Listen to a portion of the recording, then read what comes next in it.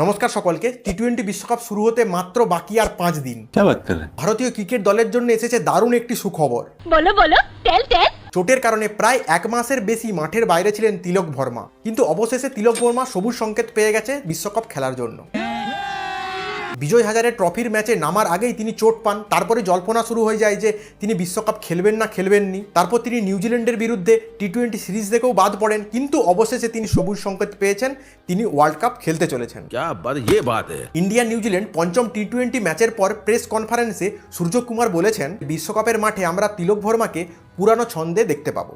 আমাদের সূর্যবাবু এটাও বলেছেন যে 4ই ফেব্রুয়ারি যে প্রস্তুতি ম্যাচ আছে ইন্ডিয়ার, সেই ম্যাচেও তিলক বর্মাকে খেলতে দেখতে পাওয়া যাবে। 23 বছর বয়সী আমাদের এই বিধ্বংসী ব্যাটসম্যান তিলক বর্মা পুরানো ছন্দে কিন্তু মাঠে ফিরতে চাইছেন, তার জন্য কিন্তু তিনি ফুল ট্রেনিং সিজন শুরু করে দিয়েছে। অন্যদিকে ওয়াশিংটন সুন্দরও চোট কাটিয়ে মাঠে ফিরবেন বলে আশা রাখছে সূর্যকুমার। আমাদের সুন্দরবাবুও ব্যাটিং বোলিং প্র্যাকটিস কিন্তু শুরু করে দিয়েছে, কিন্তু তার বিকল্প হিসাবে রিয়ান পরাগকে টিমে রাখতে চাইছেন বিসিসিআই।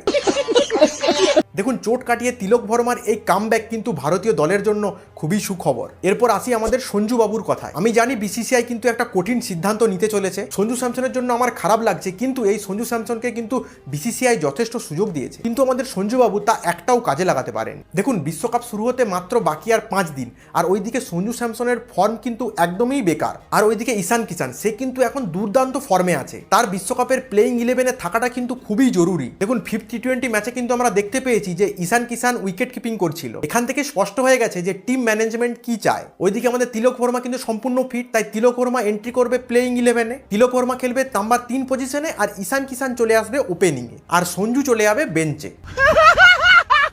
ভারত কিন্তু এই ইন্ডিয়া নিউজিল্যান্ড টি-20 সিরিজের মাধ্যমে গোটা বিশ্বকে রিয়েলিটি চেক দিয়ে দিয়েছে। ভারতীয় এই দানব টিমের সামনে অপোনেন্ট দলকে দাঁড়াতে গেলে 225 থেকে 30 রানের উপর টার্গেট দিতে হবে।